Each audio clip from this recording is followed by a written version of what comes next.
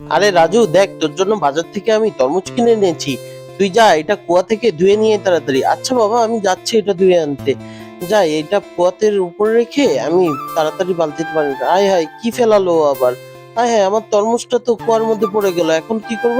আরে কি ফেলালি তুই? আরে আব্বু, আমি তো তরমুজটা ধুইতে গেছিলাম কিন্তু ওটা পানিতে পড়ে গেছে।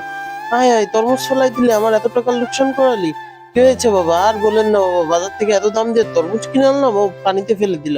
আরে বাবা, আমি ইচ্ছা করে করিনি তো। আরে ছোট বাচ্চা আছে, ওকে ইচ্ছা করে করেছে, ছেড়ে দাও ওকে। হ্যাঁ, টাকা তো আমার গিয়েছে, আপনার তো আর যায়নি। আরে বাবা, তুমি টেনশন নিও না, যাও না, কিছুই হবে না, আল্লাহর উপর ভরসা রাখো। হ্যাঁ, চল তুই বাসায় চল। কিন্তু তার আগে বলে যাও, তোমাদের কাছে কোনটা সব থেকে বেশি দামি, এক বস্তা টাকা নাকি মা বাবার প্রতি ভালোবাসা? যদি মা বাবাকে ভালোবেসে থাকো, অবশ্যই লাইক করে সাবস্ক্রাইব করে দিবে চ্যানেলটা, আর যদি না করো তাহলে বাবু ভালোবাসো না।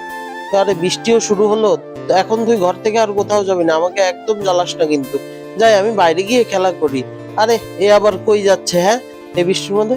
হাই হাই, এটা কি হলো? ঘর তো ভেঙে গেল। দেখেছো বাবা, আমি বলছিলাম না আল্লাহর উপর ভরসা রাখো, এত রাগ করলে কিছুই হয় না, রাগ শয়তান রাখে।